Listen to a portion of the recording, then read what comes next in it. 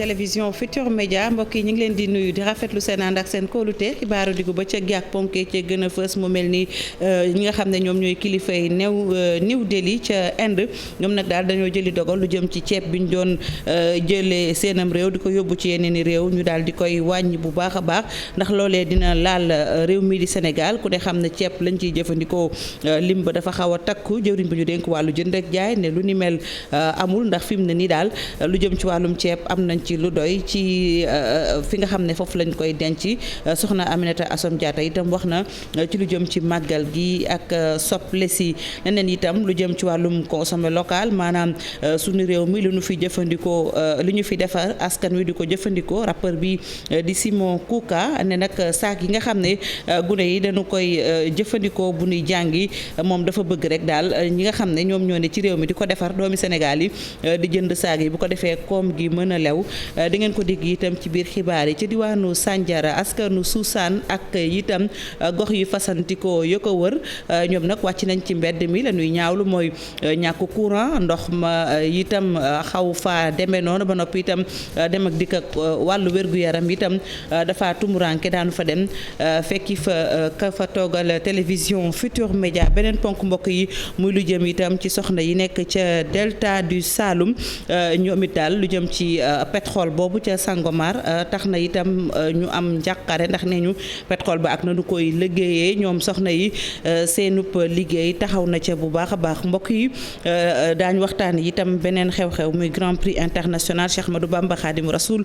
pour le Coran suñu invité Cheikh Omar Bamba Diop nekk Cheikh maa ngi lay nuyu Cheikh bi. ñu ngi lay fay bu baax soxna Fatou. aywa ci kanam tuuti daañu ñëw ci waxtaan woo wilee ak Cheikhul Khadim ak na mu fonke woon alxuraan li ci yërekaay yi moo nar a ndar képp mbokk yi ngeen taaxir lu ma ñëw léegi ñu faram fàcce.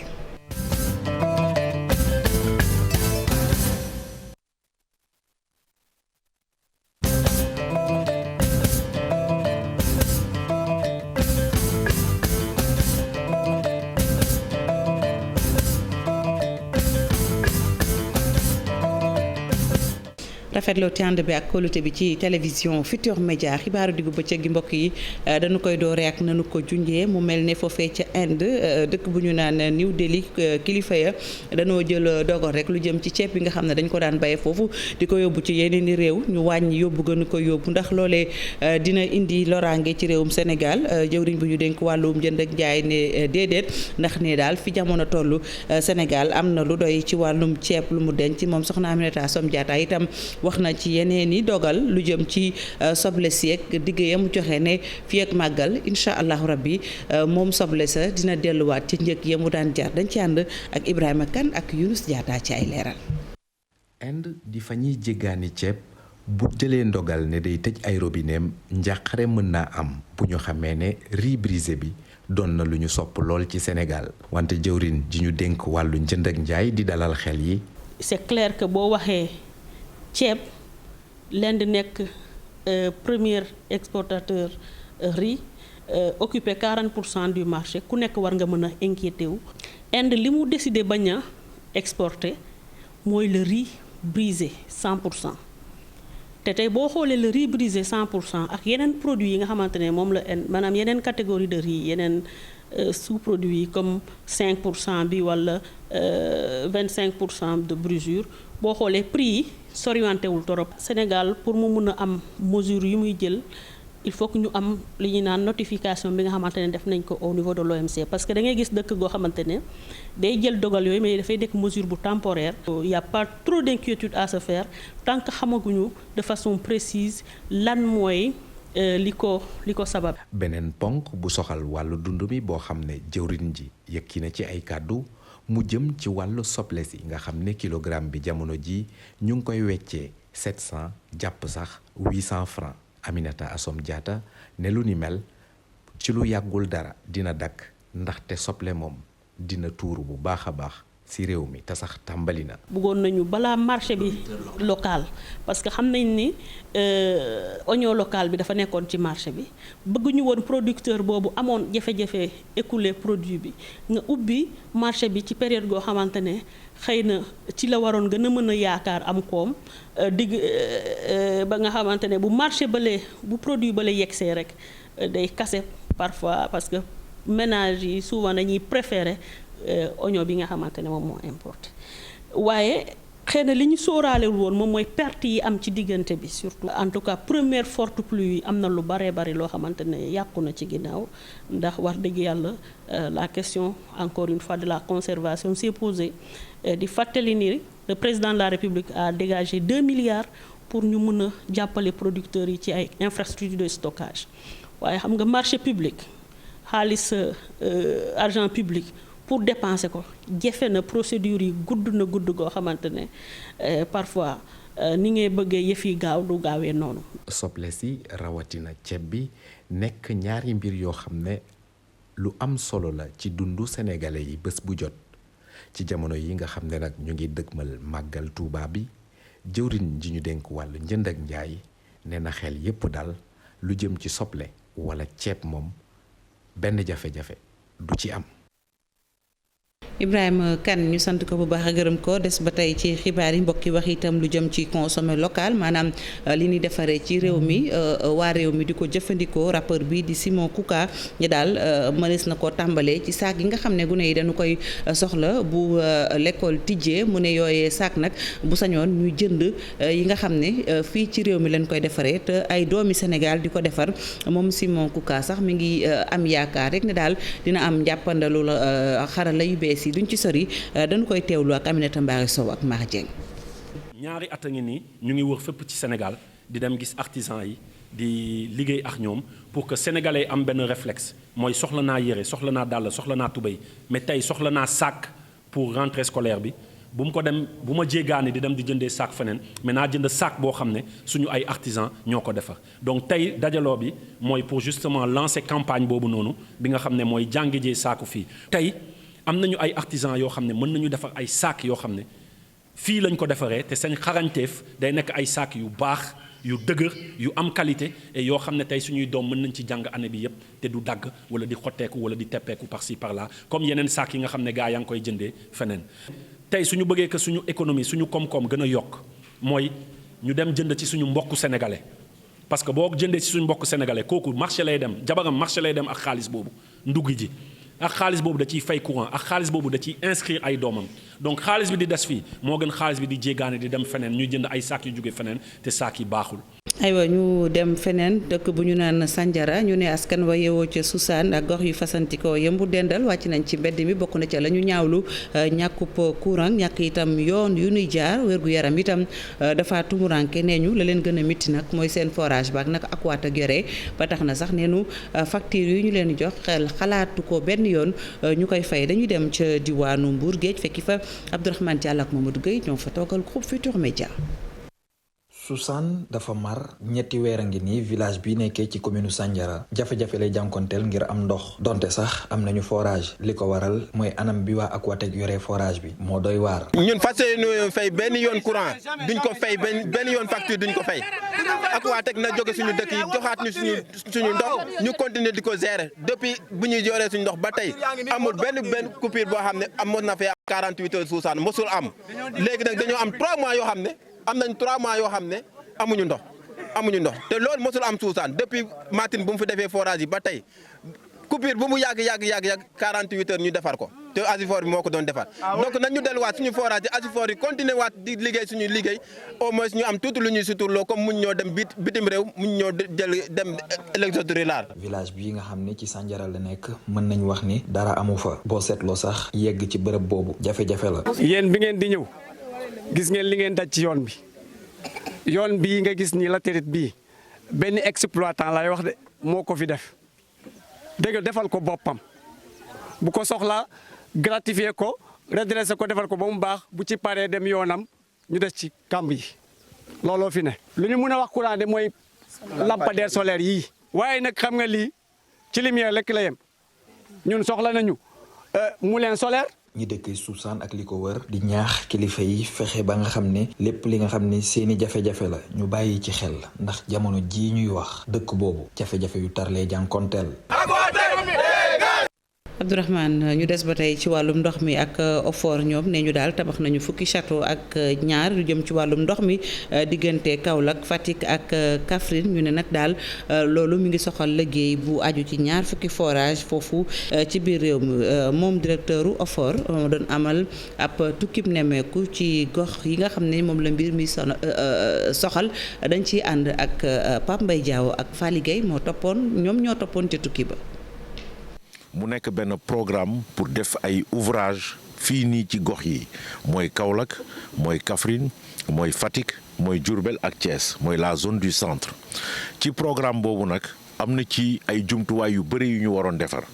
tey li ñu fi indi mooy dañ doon ñëw pour réceptionner li ñuy wax château d'eau mooy li nga xam ni mooy tax ñu mën a rënk ndox bi ba pare nga xam ni dafay jouer aussi benn rôle bu important ci pression bi donc gis nañu ne ñaar fukki château d'eau yi nga xam ni dénkoon nañ ko benn entreprise pour mu liggéey ko ñaar fukki yëpp pare na non seulement pare na ci waxtu bi ñu ko doon xaar waaye aussi liggéey bi dañ ko rafetlu ba nga xam ni ak entreprise bi ak structure de contrôle bi doon suivre travaux yi yàlla dimbali nañu sax ba yaxanal nañ ci tuuti xaalis ba mën defaraat yeneen ñeenti château d'eau mooy château d'eau bii ci la bokk mais li ñu mën a gën a rafetlu rek mooy château d'eau yi nga xam ni réceptionné nañ ko tawféex bi mu indi ci askan bi ndax xam nga château d'eau moom njëriñam dafa am njëriñ ci rënk ndox waaye dafa am njëriñ aussi suy wàcc ci biir réseau bi dafay indi pression bu am doole te château d'eau yu am doole nañ fi def donc gis nañu ne indil na tawféex bu bëri askan bi ñu demee. ñu dem ca diwaanu Bakel foofee nag ñu ne armeel yi daal daanaka teg fa tànk fi mu ne nii jafe na bokk na ci li ko waral ndox mu bari ba tax na sax COJER bi nga xam ne moom moo fa nekk ñoom di ndaw yi républicain yi ñu ngi ciy woo nguuru gu Sénégal nga la ñu def ci ay jéego foofee ca diwaanu Tambacounda dañu fay fekki Moussa Oumar Gueye ak Amadou Diédhiou ci ay leeral. ndox yi taa ak mbalit yi nga xam ne ñoo wër. rawatina fi nga xam ne moo fare ci wetu marché central bi wala bokk ci fi nga xam ne moom mooy ci sëg yi nekk ci cimetière ci diggante quartier Bakel Koura ak Dar Salaam nekk na li nga xam ne dafa ëlëm askan wi ci kàddu ki nga xam ne moom mooy Abdou Silla président bu COJER moom nag nee na ki nga xam ne moom mooy député maire bu Bakel di Ibrahima Baba Sall daanaka dafa mënul indi ay saafara ñeel jafe-jafe askan wi li ñuy dund. ndox ak mbalit mais gis ngeen mbalit bi xool leen ko mbalit bi yëpp fi lañ koy tuur cimetière yi nit ñi pour ñu dem suuri néew yi ci ndox lañu xuus waa mairie defuñ ci benn jéego dara lañ ci defu pendant des années ay discours kese lañ ci def. ñoo ngi si armeel Bakel Koura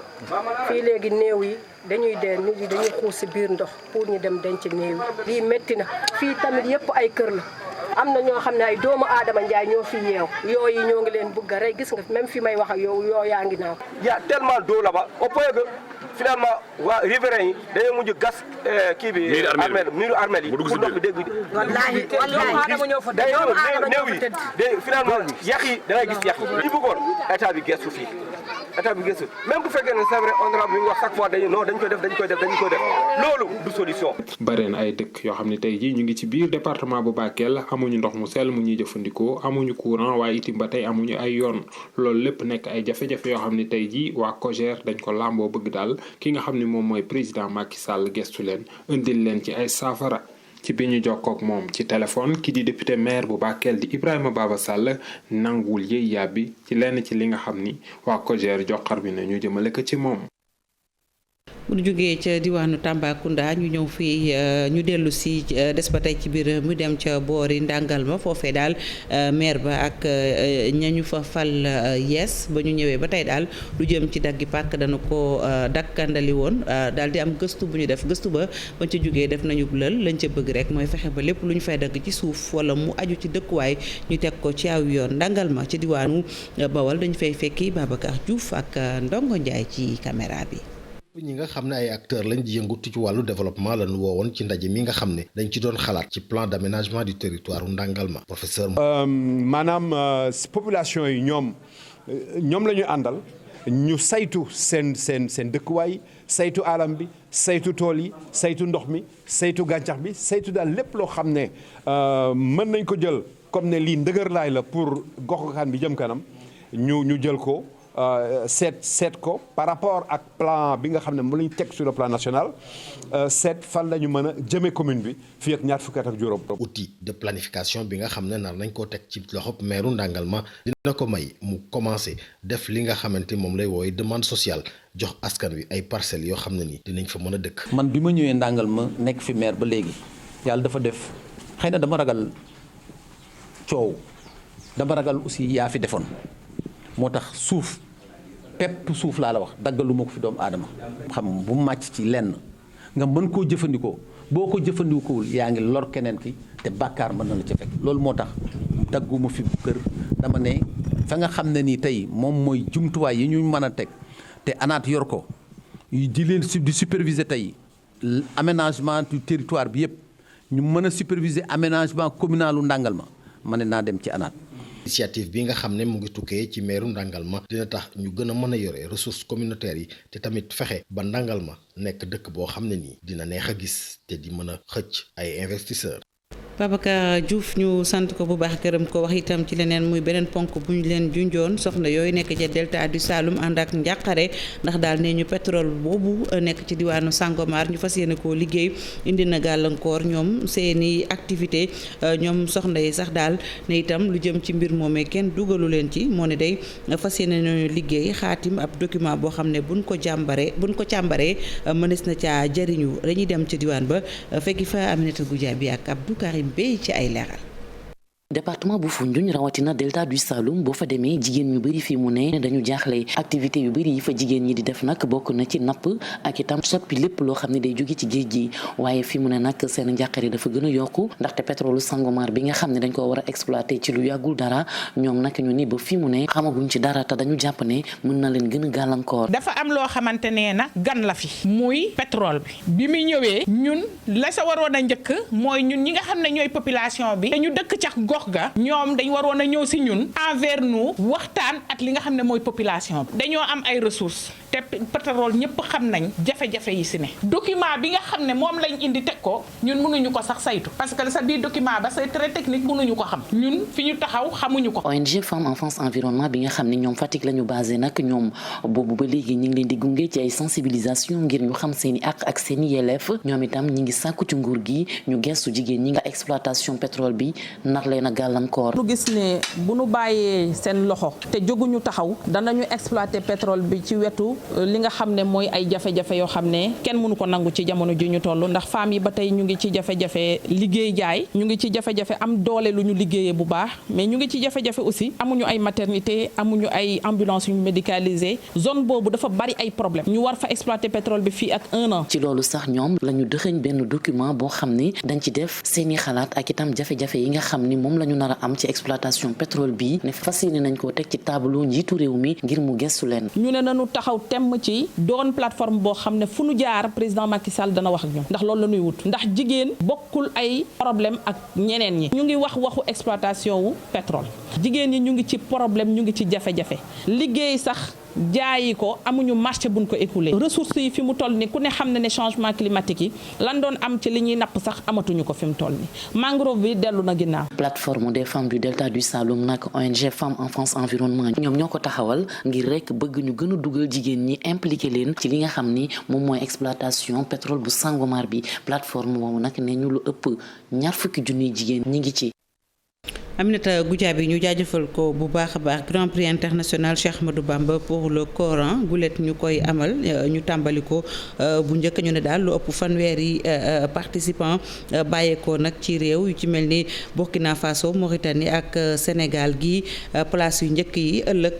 ci alxamis gi daanu ko jongante ren nag ñu jël ci ay matukaay yu am solo dañ ci ànd ak Pape Balla Gueye ak Talla Samb. ñi bindu woon ëppoon téeméer ci jongante tarik alxuraan ak mokkal ko fanweer ak ñeent jamono ji ñoo dem ba ci final ci première édition Grand Prix international Khadim Rasoul donte amoon nañ tuuti jafe-jafe lañ ci doon xaar jamono ji gis nañu ko suñu sukkandikoo ci Jili Ñang mi nga xamante ne moo daal di taxawal lu ni mel nekk itam njiital comité pilotage Grand Prix international Khadim Rasoul. 34 candidats incha allahu taala ñoom la ñu départagé tey muy nekk nag ci ñetti faron mooy ñetti bànqaasu mokk alxuraan man koo firi. nga xam ni da nga koy mokkal man ko firi gis ngeen yéen seetaanal seen bopp loolu en direct la waaye mokkal alxuraan ba noppi mokkal ko mokkatin mu rafet waaye mënoo koo firi boobu it gis ngeen ko boobu egseegul tey feeñagul waaye bi mu jëgul ngeen ñu nekk ci ni bi bële jàllee bee moom jeex na waaye ñu ngi ci deuxième bi mooy mokkal alxuraan te mokkaloo alxuraan waaye jàng nga ci lu mu gàtt gàtt fukki isib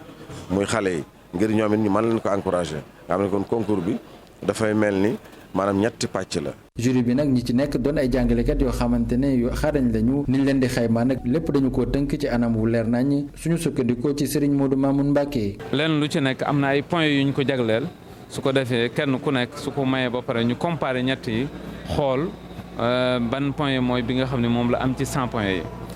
noonu la ñuy def ñëpp su ko defee suñ paree nag doo ko vérifier xool ba xam kan moo ci jiitu ñu ni kooku moo jiitu ci fànn googu. première édition Grand Prix international Khadim Rassoul ñu daal di koy amal ñi ci gën a xarañ nag ci alxames gi lañ leen nar a jox ay neexal suñu sukkandikoo ci njiital comité d'organisation bi mu xam ne lu mu bon ñi ci jiitu mën nañoo jot daanaka 5 millions wala lu ko ëpp ci suñu xaalis. ëllëg incha allah la ñuy amal final bi suñu gan xam ngeen ne sànq ñu ngi koy dalal muy Cheikh Omar Bamba Diop nekk chercheur ñu fas yéene waxtaanee Grand Prix international Cheikh Ahmadou Bamba pour le Coran li sëñ ji li ña ngi wax sànq dégg nañ ko suba incha allah la final ci alxamis bi sëñ bi ginnaaw bi ñu la nuyuwaatee ndax mën nañoo dellusiwaat ci historique bi mbir mi naka la juddoo. jërëjëf soxna Faty. ginnaaw bi ñu sant yàlla julli ci yonent bi sallallahu alayhi wa sallam ñaanal sunu kilifa Cheikh Mouhamadul Muntaqa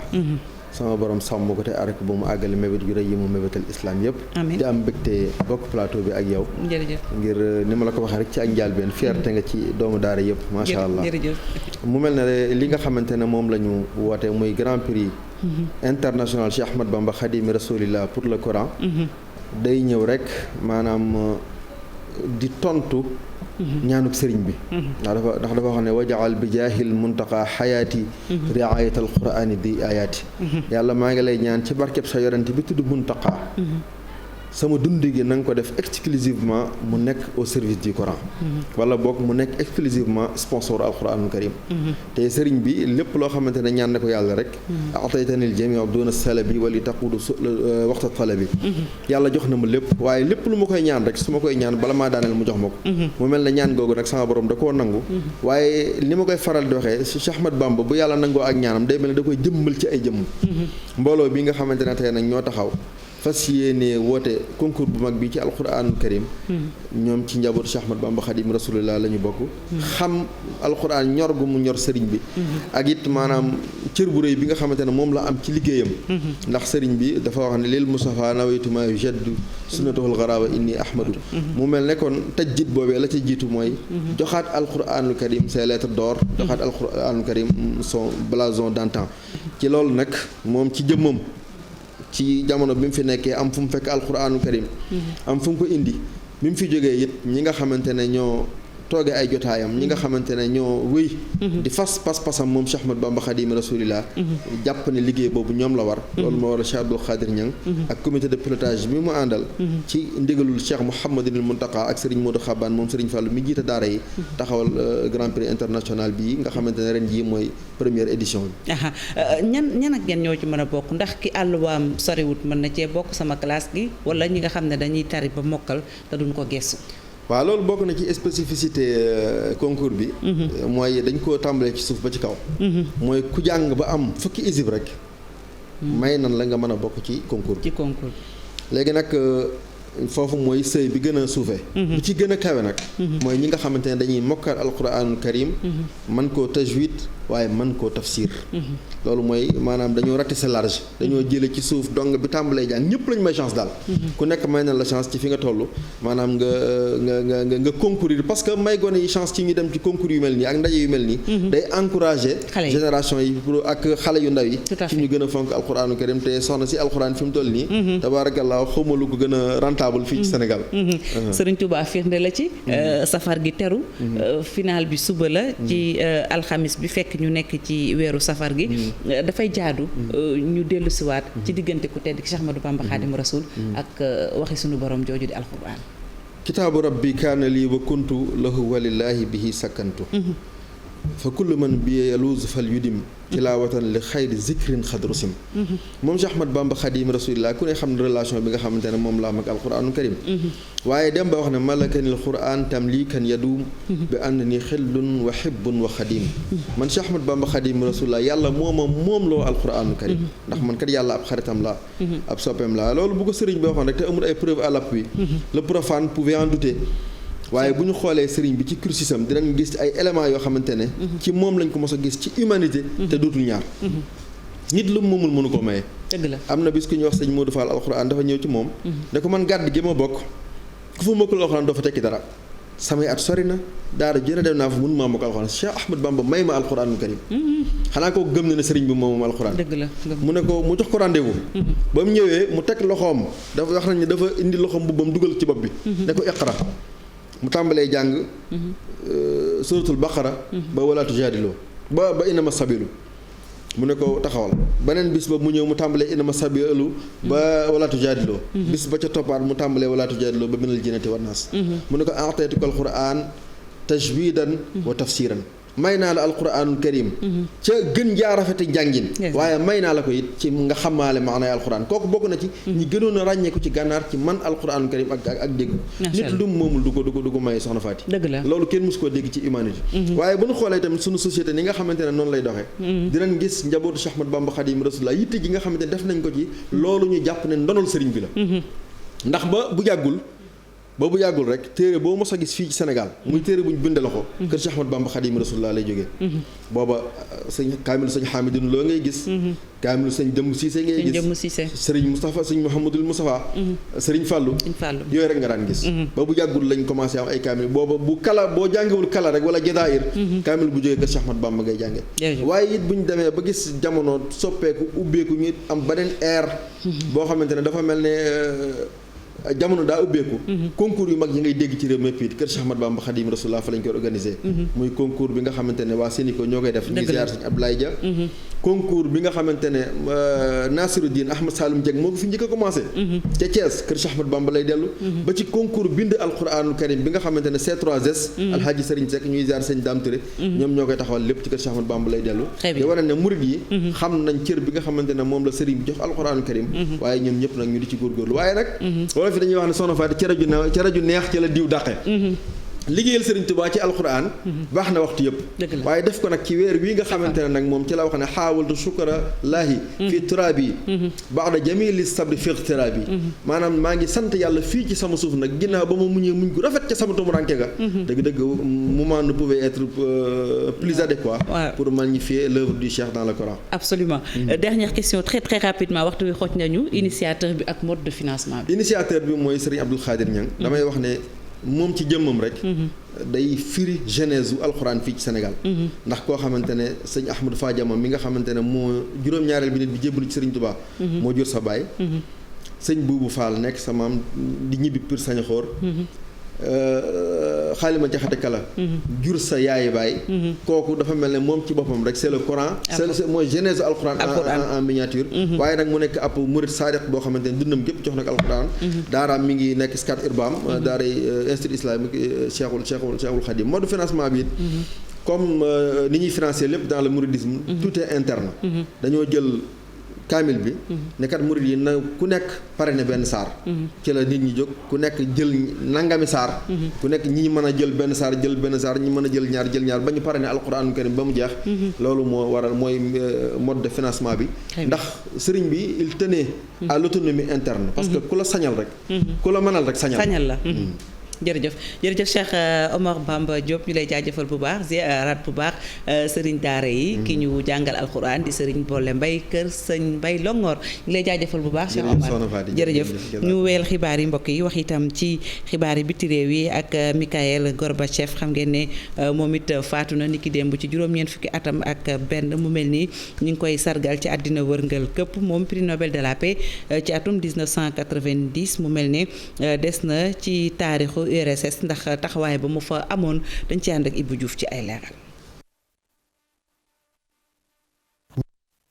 Mikhaïl Gorbatchev bi mu déddoo àdduna bëri na ay seede yi ñu yëkkati rek jagleel ko kooke nekkoon dirigeant URSS mu amoon taxawaay boo xamante ne daanaka ñu bëri xam nañu ko kooke tamit jot na def liggéey boo xamante ne ràññeeku na ci lépp lu aju woon ci puissance soviétique ci ay jamono ñu ne nag ci lu aju ci wàllu guerre froide ak li nga xamante ne ñoom la doon jëflanteel ak yeneen réew yi kooke di Mikhaïl Gorbatchev amoon na ci beneen gis-gis moo ne day guerre froide ak léegi daanaka kenn déggatul ay kàddoom ci li nga xamante ne rawatina moo xewoon ca Ukraine moom mosu ci bëgg a àddu jëmale ci li ni mel ay jamono sax doon na ñaawlu rek taxawaay yi nga xamante ne yeneen puissance yi ñu ngi ko taxawee ci biir àdduna bi ci loole nag bëri na ay kilifa yoo xamante ne yëkkati nañ ay kàddu di ko delloo njukkal bokk na ci ki nga xamante ne mooy Vladimir Poutine di njiitu Russie jamono ji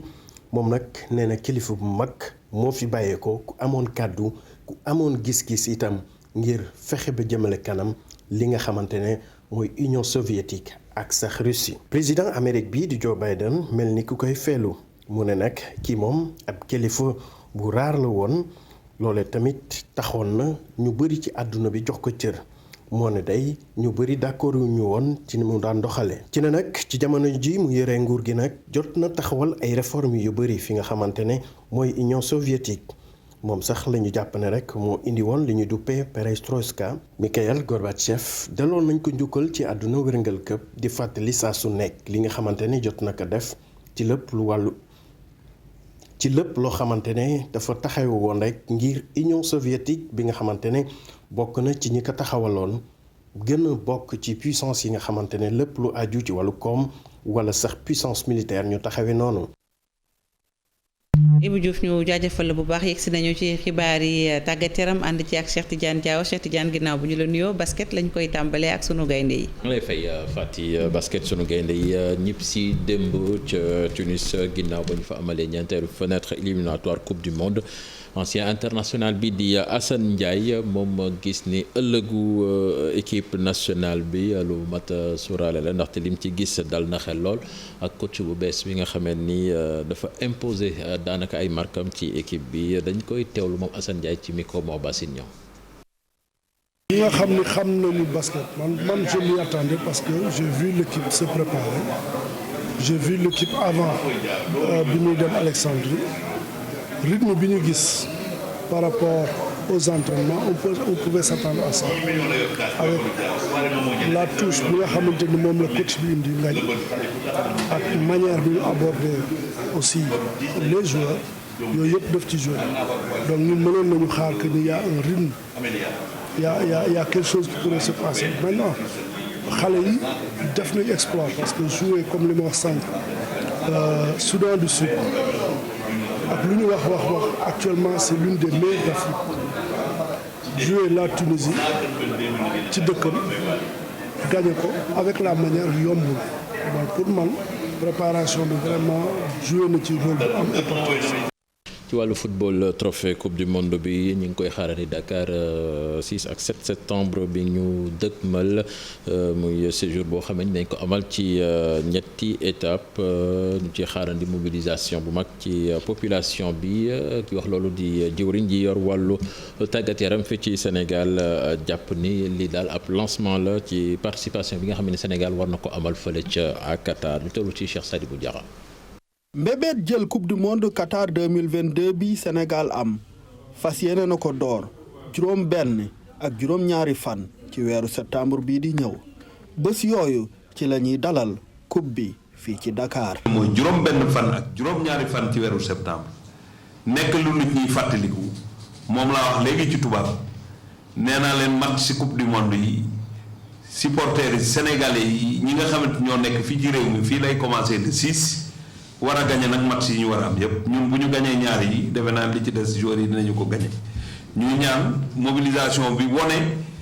ne bu ñu demee ca Qatar dinañu fa def jaloore te bu ñuy ñibbisi aussi dina am une mobilisation ci juróom-ñaareeli fan ci weeru septembre ca palais de la République liy coupe d'Afrique ak coupe du monde yépp dinañu fa daje loolu nag liggéeyu Sénégal la te mbégte Sénégal la war a. ngir mottali yéene bi Sénégal dina ci def lépp lu ko war. parce que un budget il est prévu. budget moom dañ koy xayma dong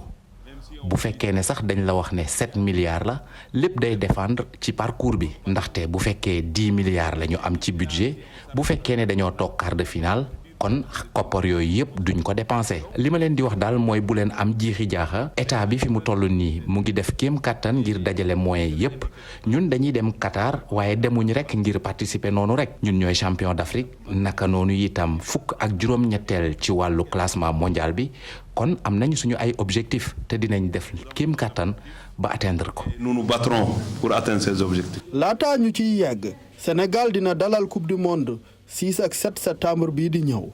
ngan bu ñuy amal ci ñetti fànn. ci wàllu transfert kii di Aliou Badji moom ña nga koy xaarandi moom tamit ca Everton fa mu war a dellu moom milieu terrain Paris Saint-Germain ba woon nag dina fa engagé wu ci ñaari at ak benn boo xamee ne option lay doon Idrissa Gana Gueye kon di fësal delluwaatam foofu ca Angleterre ñu jeexale ko fàtte ci wàllub athlétisme ak gune yi ci cadre renforcement fondamentaux yi comme ni ñu koy waxee lépp di waajal JOJ 2026 temps d'entraînement bu athlétisme boo xam ne Lamine Diack la ñu ko tuddee moom la ñu leen organiser la gune yi fa doon participer nag am nañ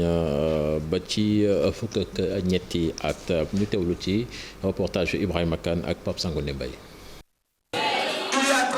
def kéem kattan ba Sénégal am taxawaay bu mucc ayib ci Jeux olympiques de la jeunesse yi ñu dëgmal ci Dakar ci atum 2026 lu ni mel moo wund camp d'athlétisme bi ñu jagleel ndaw ñi nga xam ne seen at tolloogul ci fukk ak ñett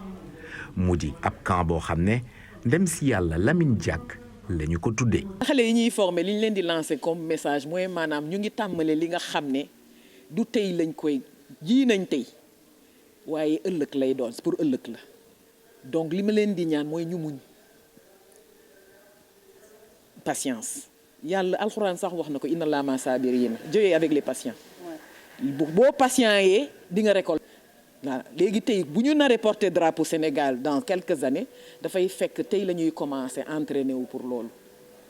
donc ñu ngi leen di encourager bu baax. ndaw ñi participer ci camp bi nag bëri woon nañ ci loolu ñu daal di leen ñaax jox leen ay valeurs yoo xamante ne ci wàllu tàggat yaram la naka noonu itam ci wàllu social. athlétisme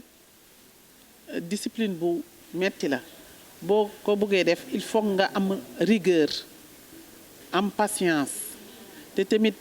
boo bëggee nekk champion da nga koy commencer ndaw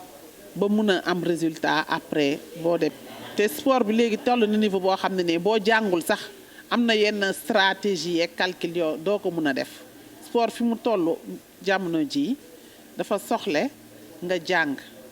donc da ngay jàng di entraîner am rigueur am discipline rek